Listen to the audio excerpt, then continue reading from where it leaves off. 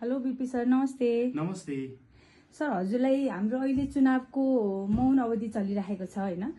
अनि एक्ज्याक्टली मौन अवधि भनेको चाहिँ के हो? यसले एउटा फ्री र फेयर इलेक्सन इन्स्योर गर्नको लागि कसरी मद्दत गर्छ? धन्यवाद। मौन अवधि भनेको चाहिँ निर्वाचन आयोगले निर्वाचनका सम्पूर्ण तयारीहरू गर्नको लागि, जस्तै चाहिँ बुथहरूलाई सेटल गर्ने, मतदान स्थललाई चाहिँ व्यवस्थित गर्ने, लाइनलाई व्यवस्थित गर्ने, सामग्रीहरू पुर्याउनको लागि चाहिँ नि व्यवस्थित गर्ने समय हो। यो मौन अवधि चाहिँ मतदान हुनुभन्दा 48 घण्टा अगाडिदेखि सुरु हुन्छ।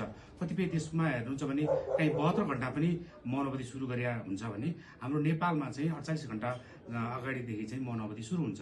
र यो मौन अवधि चाहिँ तपाईँको निर्वाचन को सम्पूर्ण काम सकिसकेपछि, मतदानको काम सकिसकेपछि यो समाप्त हुन्छ। सर, अनि यो मौन अवधिमा राजनैतिक दलहरूले, उम्मेदवारहरूले हैन, अनि हामी जस्तो सर्वसाधारणहरूले के गर्नुहुन्छ, के गर्नुहुन्न, छोटो ब्रिफली भनिदिनु न। राम्रो प्रश्न उठाउनु भयो।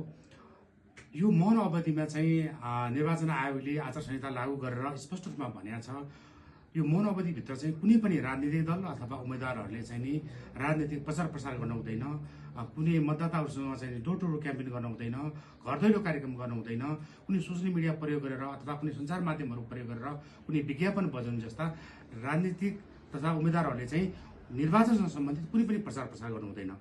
अब आउँछ हामी मतदाताको काम के हो भन्ने कुरामा, मतदाताहरूको हकमा चाहिँ यो मौन अवधिमा कुनै पनि राजनीतिक दलहरूप्रति चाहिँ प्रचार प्रसार गर्ने अथवा उम्मेदवारप्रति इङ्गित गरेको लोगो चिन्ह कुनै बोकेर हिँड्ने, प्रचार प्रसार गर्ने, कुनै राजनीतिक दलहरूसँग भेटघाट गर्ने, छलफल गर्ने कार्यक्रमहरू गर्नु हुँदैन।